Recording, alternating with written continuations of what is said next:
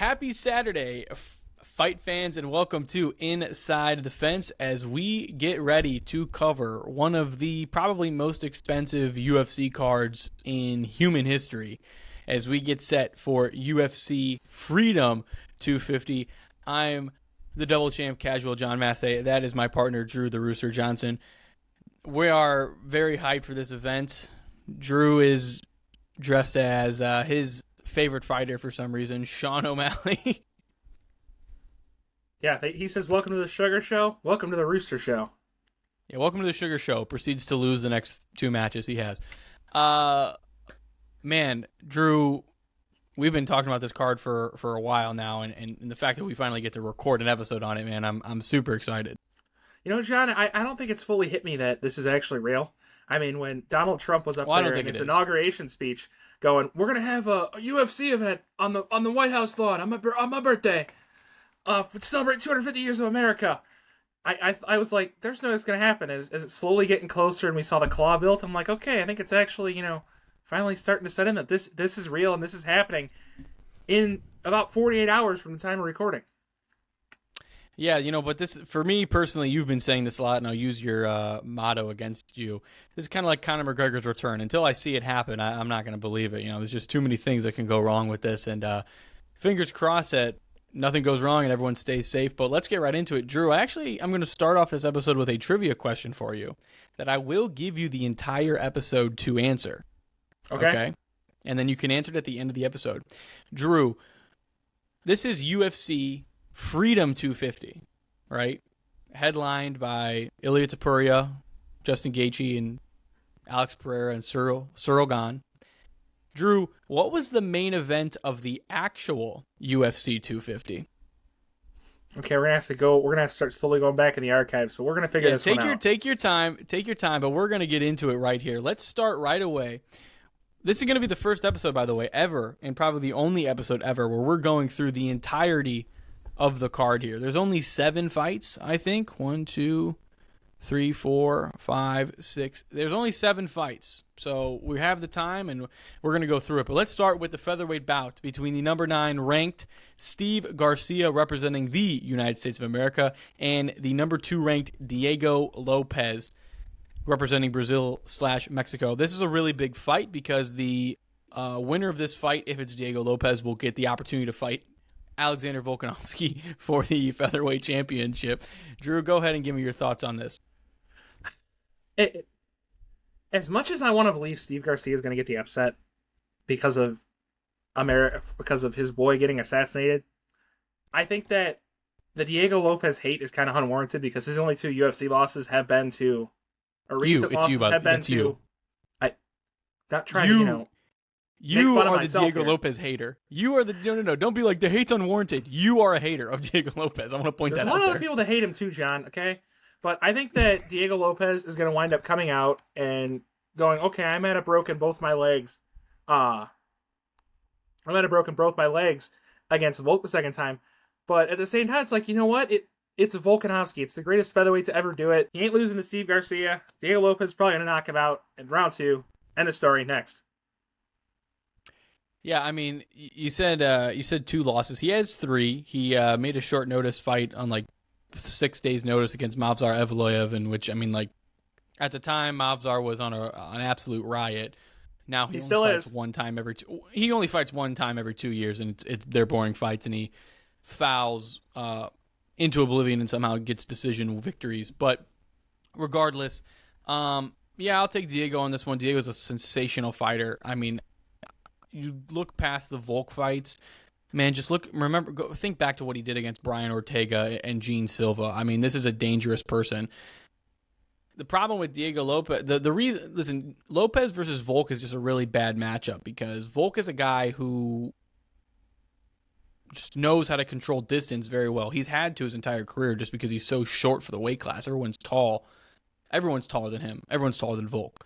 And so Lopez has been able to just plow through Ortega, similar height, plow through Gene Silva, who's shorter, but Volk just knows how to handle distance. I don't think Garcia does, so I'm with you on this one, Drew. I'm giving this one to Lopez. Let's move up to the middleweight bout. Somehow, 2 unranked middleweight fighters have found their way on this card, and they're not the first fight of the night. It is Bo Nickel versus Kyle. Who the fuck is that guy? Dawkins. You call me a casual all you want. I don't know. I have no fucking idea who Kyle Dawkins is. Don't be talking down about my boy. Don't be talking down about my boy, the Darce Knight. Okay, the Darce Knight. That's his nickname. Okay, he's a cool dude. Brother of meme fighter Chris Dawkins. Okay. John doesn't even know who that is. I do. I don't care. Okay, I'm actually surprised. But yeah, the only reason why Bo Nickel is on this card is because he's one of probably Donald Trump's top 3 favorite active fighters. Okay. Oh, we know that. Why could we not get him? I love him. Why could we not get him someone better to fight? First of all, it's mind-boggling to me. Why are two Americans fighting each other on this card? He was going to fight Colby. Yeah, Colby backed out, or the fight, something happened. I don't know if Donald Trump wanted to see both of his buddies go belt to ass on the other. I don't know. As much as I don't want to pick Bo Nickel, I'm going to pick Bo Nickel. I think Bo Nickel's going to win. That might be a stupid take, but Bo Nickel's going to win. I don't know how. All I know is I think this is going to be the most boring fight of the night. I think this is just going to just crawl to a decision. Bo Nickel, though, however, in his last performance, head kick KO, he got kicked off of the main event because people said he was too boring, and he flipped off the fan. So maybe Bo Nickel's on kind of a. Technically speaking, Bo Nickel's still a prospect. He's just he just gets so much favoritism from the UFC for reasons Drew just mentioned. But maybe he grows a little bit between last fight and this fight. Maybe he does something crazy here. Give me Bo Nickel as well. Let's move up to the fights that we actually all care about and we're going to talk about even more. You and I have talked about this fight actually extensively, Drew, and I can't wait to finally talk about it on camera. And that is the lightweight bout between Michael Chandler, the number 13 ranked lightweight fighter, versus the number 9 Mauricio Huffy. Real quick, why does Michael Chandler look like a buff Frank Grillo? I don't know. Just an observation. Go ahead, Drew. I'll let you start on this one. I think this fight's going to be a lot closer than most people think until Rufy kicks Michael Chandler in the head and shuts his lights out. So here's what I said to you this past week in our prep work for this episode. I think a lot of people are counting Michael Chandler out of this fight, and I think people are casuals. They have no idea how. Michael Chandler is an entertainer. Like you cannot deny that Michael Chandler's fights are entertaining as all hell. This guy puts on a show. Iron Mike Chandler. First of all, people don't even know. This guy had a sensational Bellator career. This guy was a great fighter before the UFC, and I think the UFC got him a little bit past his prime. A lot of people have admitted that. Here's where I think the matchup is. I think Mauricio Ruffy, and I explained this to you, Drew, and you agreed with me, and you said it was a good point, so I'll repeat it for the fans here. Mauricio Huffy finds a lot of his wins and a lot of his great victories have come from fighting fighters at a distance. You look at the King Green fight, the spinning head kick KO. Give me another one, Drew. Of a crazy Rufy knockout? Or just a crazy Rufy fight. Oh, the Rafael Fiziev. That's another good one. That was another great fight. Huffy's advantages have come from him controlling his distance. I mean, he's tall as shit. I think he's like 6'2". For a lightweight, he's ginormous, right? Mm-hmm. He's way up there, maybe 5'11". And he's really dealt with guys who have not been able to get close range, okay? And then you look at his losses. You look at the BSD fight. BSD is very good at getting inside on people, especially getting in, slipping to the left and working the body. That's why BSD eventually lost to Dustin Poirier. You look at this fight here. Michael Chandler is an unstoppable force. He moves forward forever. He will back up for nobody. You look at every single fight he has had. You look at his losses too.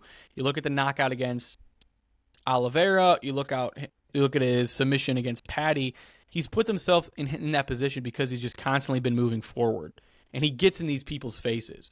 And I don't think Huffy has the ability to defend against that. Maybe he has learned. He's with Volk's camp now, and I just mentioned earlier how good Volk is at controlling distance, so maybe that's something he has worked on.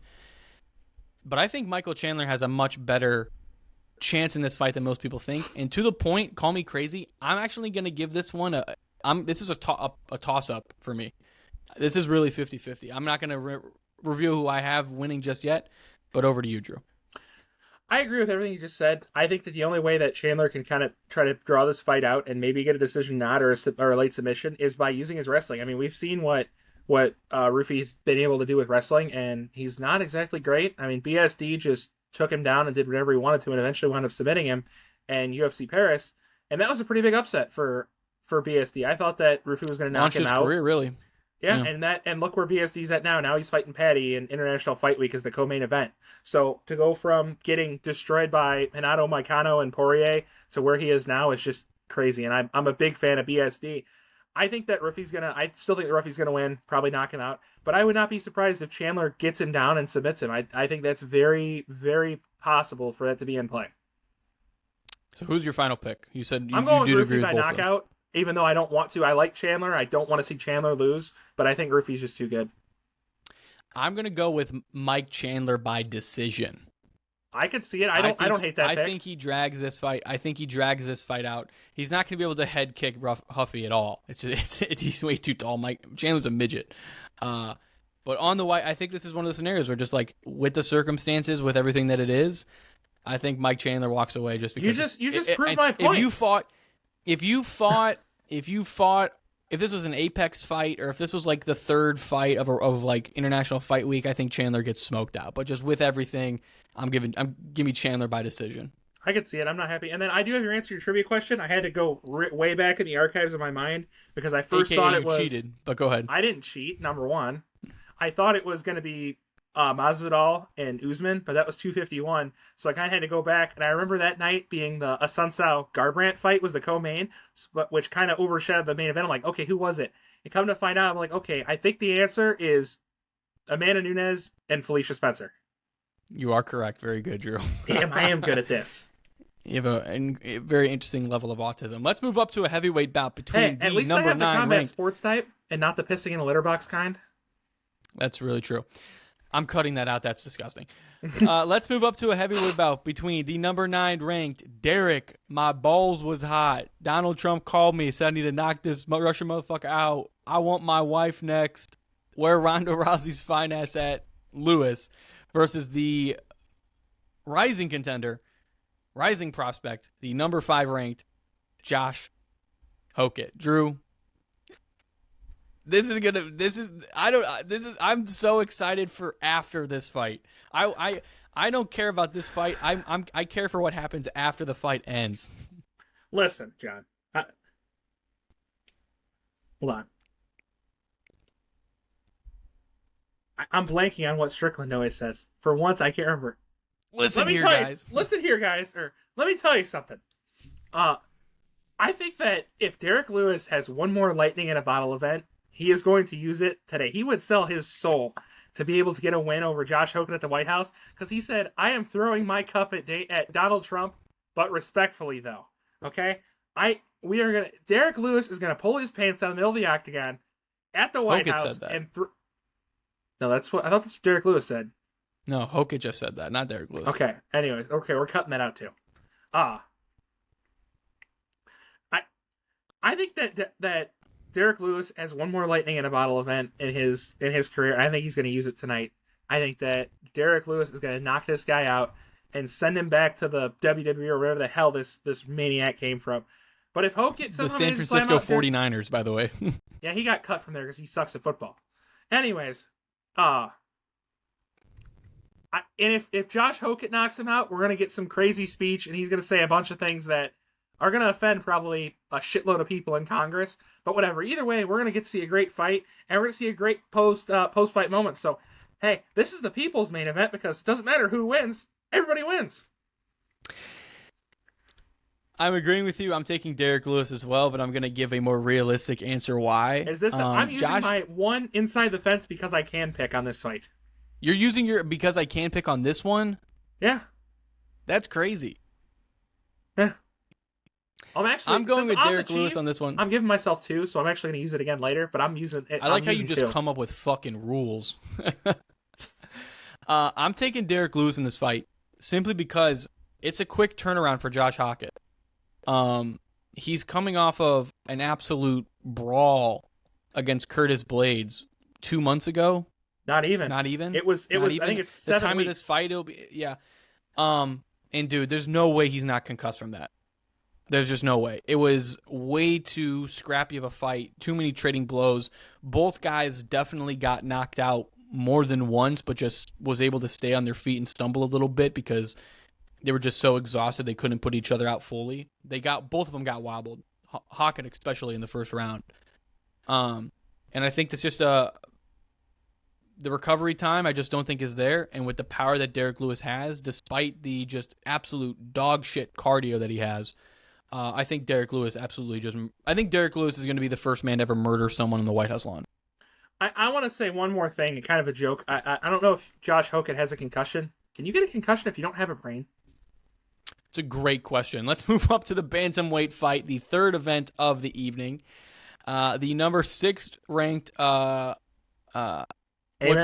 Helwani versus the number 3 ranked Sean O'Malley. This is another who the fuck is that guy? Take it away, Drew. Well, we know who Zahabi is because he keeps beating washed-up legends that are past their prime. Okay, he beat Jose Aldo in his 19th retirement fight. Who didn't beat Jose Aldo at this point in the UFC? I don't know, but I'm gonna pick Sean O'Malley, 3rd-round knockout. I don't care. I think that the knees that he threw against Cheeto, there's only one man on the face of the earth that could take a knee like that and not get wobbled, and that's Cheeto. I think Zahabi's old, he's slow, and someone asked O'Malley, how do you prepare for Amen Zahabi? He said, set a timer for 15 minutes and hit the heavy bag. I think that Zahabi's slow. I don't think he's as good as people think he is. I think O'Malley's just going to do whatever he wants to him. I think I'm going to take O'Malley by decision. I don't think O'Malley has that knockout power anymore. I think that dog in him has been euthanized. I think he'll get one more title shot in his career, but I just don't think he's at that point where the Sugar Show is over with. It's just Sean O'Malley competing at this point. We see it. All right. Let's move up to the two main events, the co-main event and the main event. The co-main event between the number 1 ranked heavyweight fighter in the world. All the cereal is gone. I'm a cheater, Cyril Gane, versus the former UFC middleweight champion. Technically speaking, the current UFC light heavyweight champion, but the former light heavyweight champion, Alex Poatan Pereira, in the heavyweight interim title bout. Now, if you've been living under a rock and you're not a true UFC fan, why is there an interim fight, you may ask? Why, Drew, real quick, just don't go into it too deep. By definition, why is there an interim fight in the UFC? What happens to the champion that there's an interim fight? Okay, so I'm gonna get the viewers involved in this. Okay, viewers, I want you to look at the screen. Here's what happened. No, just answer my question. Don't get the viewers involved. Right there. You're going way too far into it. Answer the question. Gane eye poked Aspinall. Aspinall's ready to fight. That's not what I'm asking you. What? Oh, what causes there to be an interim champion in the UFC? The champion is still hurt and is not able to defend the belt, so they're crowning someone else to placehold that's going to get the next title shot when the champion returns. Thank you for answering my question, Drew. So yes, Tom Aspinall, the champion, is injured. Why is he injured, Drew? Okay, viewers, you're going to get involved again. Yeah, because Cyril Gane eye-poked him and somehow has now found himself in a title position here against Alex Pereira. This one scares me. Okay, here's what I'm going to say right here. I'm taking Alex Pereira. After weeks of thinking about this, going back and forth, I found my reason, and I'm sticking to it. I don't care. Dana White is so pissed off at Cyril Gane for ruining the event of Abu Dhabi. He has served him up to the only guy that I think could beat the ever-living dog shit out of him. Okay, I think Poatan is going to walk in there and is going to calf kick the shit out of Cyril Gane until he falls over like a 265-pound sack of potatoes, and he's going to stand over him and go, ah!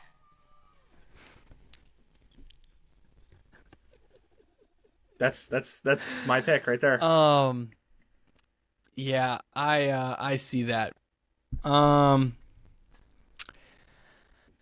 gonna take Cyril Gane on this one, and I hate myself for it. I really do. We talked about this like 3 different times. I know. It's one of these situations where who I want to win. Put your headphones back on. Walk out. It's one of these situations where who I want to win and who I think is going to win are 2 separate cases. I think Alex might need a little bit more time in heavyweight to be accustomed to the weight, right? Let him build up some more muscle and body fat to get in there. But here's what I think is really happening. I know what you just said. Dana's pissed at Cyril Gane, right? He wants to punish him. I think the UFC wants Cyril Gane to win. Okay, so he gets the interim belt. So that the next immediate fight after that is Tom versus Cyril Gane 2 for the unification belt. I think Tom fucking mauls Cyril Gane, right? And just becomes the undisputed champion. And then after that, in that time, I think Alex Pereira probably fights someone else, maybe Volkov or somebody. Or Hokit if Hokit wins. Pereira mauls that person, okay, because he's now used to the weight. And then we get an actual Alex Pereira versus Tom Aspinall for the heavyweight belt. I think that is the overall goal of the UFC. I don't think they want to... Listen, it's back and forth. If Pereira, if he wins this, is he an actual 3-division champion? It's a gray area. I don't think the UFC wants to deal with all of that nonsense. I think they just want to make Alex the undisputed, no questions asked 3-division champion, and they're going to do that by giving him Aspinall because he loses this fight to Gane. That's my opinion. That's what I think happens. I don't hate that at all. I think that's a very real possibility. Like I said, we went back and forth, but sometimes you just can't pick against your boys, and this is because I want to pick, and I'm using it on Poton as well. I kept telling you somehow gave yourself 2. Hey, I'm the chief UFC analyst. I can do whatever I want. Sure. Except that I think that Gane is a bigger, faster, and stronger Poton. But I think Poton might have a couple more tools in his toolbox to use, because I believe Poton had more kickboxing fights than Gane did, if I'm not mistaken. Is this staying on the ground, or is this on the... is this on the feet or on the ground? Where is this fight taking place? You really think 2 kickboxers are going to try to wrestle? Doesn't Gane have like jiu-jitsu experience? He might, but I know he's a kickboxer, and he's really unorthodox and long and lanky. I think he's good. But he did lose to Volkov. There's no way in hell he won that fight. Even Dana walked up to him after the octagon and said, "You got fucked. We're gonna make it right." Yeah, we're gonna make that right by you. And he didn't make it right because Volkov got robbed. So what do? You robbed Jailton Almeida, and now Jailton Almeida's out of the UFC. It's like, okay, that aged real well. Yeah, and then you essentially get your... Cyril Gane's a fucking cheater, by the way. I'll say it right fucking. He's a fucking cheater. Go watch any of his fights. He fouls in every single fight he has. How he's not been fucking cut, I have no idea. You know why? Because he was so good at one point in time that the only time John Jones was ever an underdog was when he fought Gane for the undisputed belt. Yeah, and this is a fucking... fucking... Like 42 seconds. Yeah, this just speaks volumes to how fucking dog shit the heavyweight division is right now. Gable Steveson, you're about to go on a fucking insane run. I talked about this. Yuri needs to move up. I think Johnny Walker's going to fucking... We're going to see Gable versus Poton at one point in time, okay? We're going to get to see that shit, and that's going to be great. Yeah. It's heavyweight's just fucking dog shit right now. Somebody please save it. Alex Pereira, I don't care if it's you, whoever. I don't know. Let's move up to the fight we've all been waiting for, and by all been waiting for, I mean... I don't know how this fight's even existing. We had an interim belt, and the fighter hasn't even... It's been less than a year since the champion last fought. That doesn't make sense to me. I understand that Ilia Topuria's personal divorce issues were supposed to last longer. They didn't. They literally lasted 1 week in court. How bad was her defense attorney? I have no idea. Let's get into it. The interim champion, Justin Gaethje, versus the champion, Ilia Topuria, in the lightweight unification title. Headlining UFC Freedom 250. Drew, over under 1.5 rounds. Under. How under? Under 1. Under 1 round, Drew says. I am in agreement with that. You know, I was thinking about it. I was like, maybe I can use my one vibe one on this one. No fucking shot am I doing that. You know what it is? I think this is one of those scenarios where, like, the chatter online and people talking is just is like a Vegas psyop. So more people put their money on Justin Gaethje and lose, because there's no fucking way Ilia Topuria doesn't kill this guy. I'm going to use my Stephen A. Smith voice from Creed 3. He's like, Ilia has to do something, which has never been done. Never been done. He has a chance to be an undefeated 2-division champ with a title defense in both belts. That's never been done before, ever, in the UFC. Yeah. And I'm picking Ilya to knock Gaethje out in the first round. I almost want to turn the TV off before this fight starts because I don't want to see it. Because I don't want to see Gaethje like doing his UFC 300 impression in the middle of the octagon on the South White House lawn. But we're going to be rooting for him. We're going to root for Gaethje. We're picking against him, but we're rooting for him. You know, we're not going to be rooting. We're going to be rooting for Chandler. It's like watching a three-legged dog at the racetrack. You know, you're just like, good job, buddy. You what perseverance, you know? But could Gaethje win this fight? No. Absolutely. No. It no takes shot. one punch to end anybody on any given day. Anybody can knock anybody out. Okay, here's what I'll give you. I'll give you extend the olive branch here. I think the only way you look at his tape, you go back and watch all of his fights. There's been one thing that Ilia Topuria has been victim to a couple of times, and that is head kicks. Justin Gaethje is very good at that. Very good at throwing head kicks. In their rematch. Yeah. The problem is, I think Ilia Topuria is 29, early 30s. I don't even think he's 30 yet. I think he's 29. This is a tale as old as time. This is the Lightning McQueen, you know, being passed up by all the new generation racers in Cars 3, right? Justin Gaethje is just part of that last, you know, era of the lightweight division. Khabib's gone, Tony Ferguson is gone, Dustin Poirier's gone. Charles is still there. He'll be around for a little bit longer because he's just going to turn every single fight into a jiu-jitsu match now. He's not going to be, you know, standing and banging with anyone else.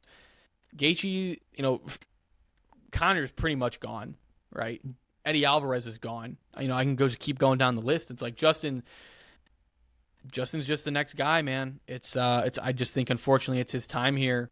It sucks because I do think this might be the last fight of Justin Gaethje's career. Either direction.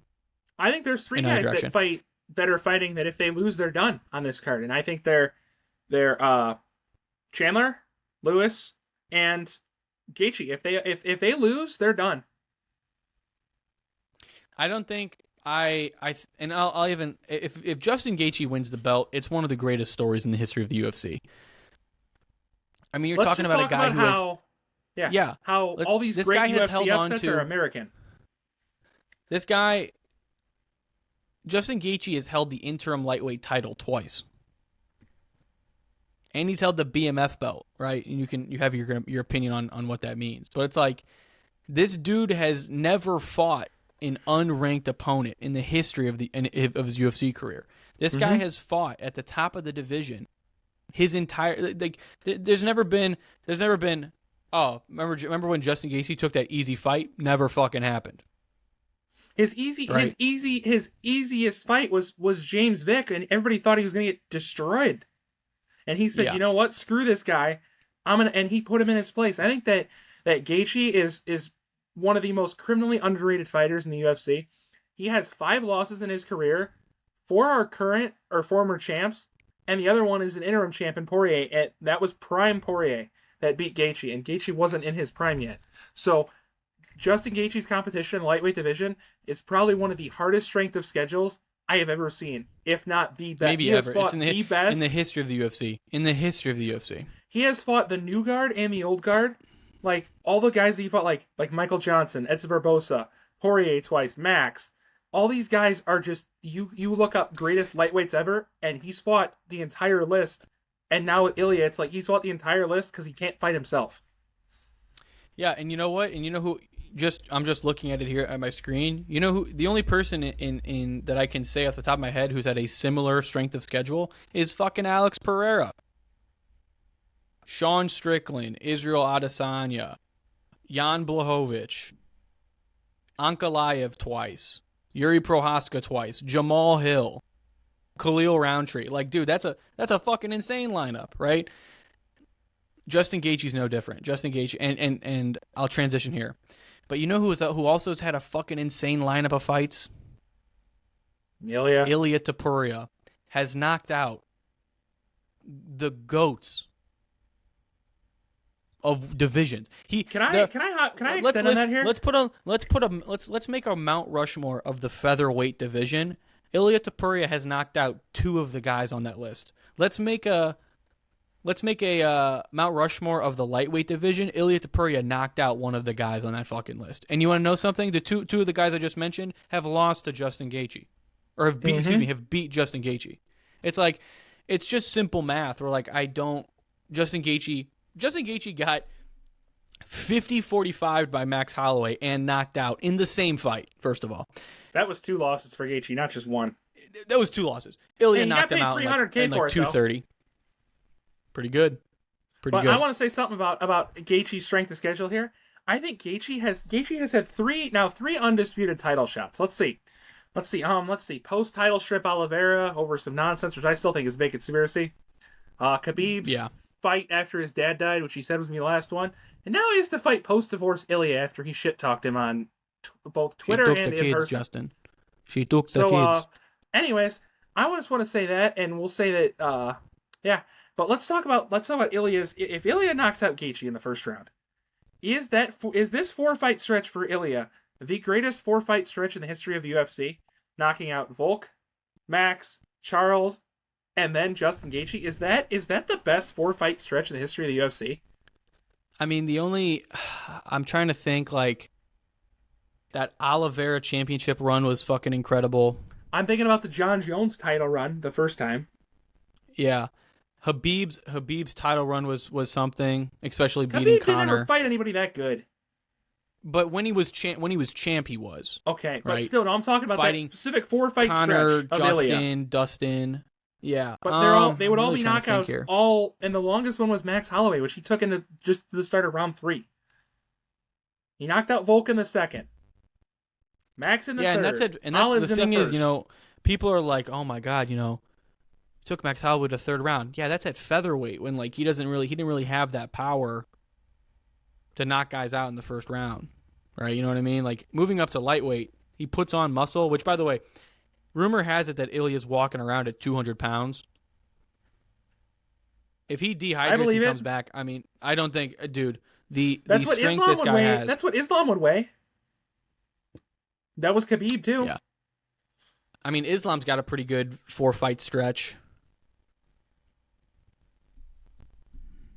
Yeah, I mean this is a really interesting. I think these two co-main events here really just kind of,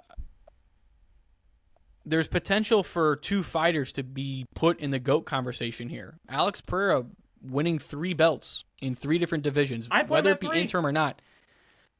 It's hard to not say that. Ilia Topuria, like you just said, going to be the first person ever to defend his belt in 2 different weight classes. That's while being undefeated. Something else, man. That's fucking something else. I agree with you. I think that if Alex Pereira wins, I think he is. Do I really want to say this? Screw it. He's tied it to with GSP on the GOAT list. If he wins this belt. I mean, it's just hard to, I understand, longevity has an aspect to it. Jones fought for forever, right? Title defenses, win streak. I get all of that. But what about just pure fucking dominance? He's got 12 UFC fights. He's lost 2 of them, but he's never really lost to every opponent he's faced, he's beaten at least once. Except for I believe his pro debut, he lost. But that was some little tiny pro organization. But I'm talking about UFC. Oh yeah, well that's what we said about GSP too. GSP beat everybody he fought. It's fucking he crazy. Lost to yeah, Sarah that's what I'm saying. It's fucking crazy. And again, we're talking about. I think half the guys Pereira has fought have been world champions. It's more than that. That's fucking insane. I know. I just listed it off Strickland, Adesanya, Ankalaev. Blowich, Prohaska, Jamal Hill. That's 5.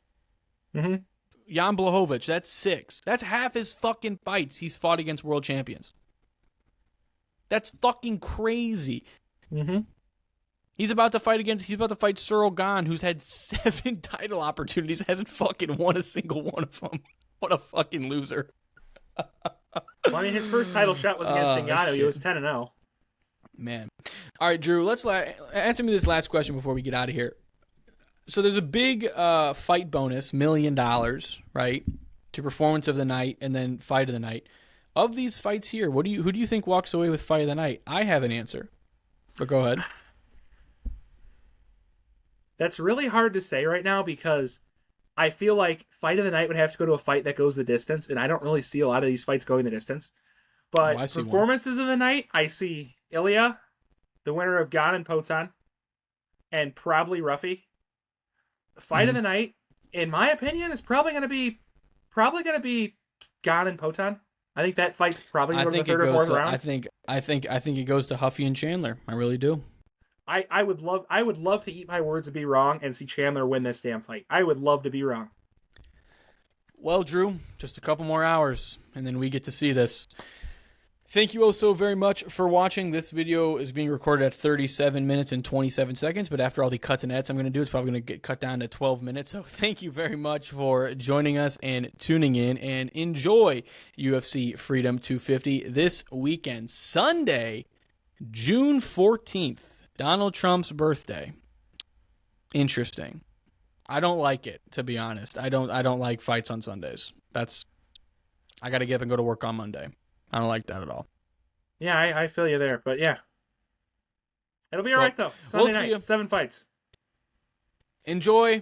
Have a good time wherever you're watching. Even though, Drew, we know where you're really watching.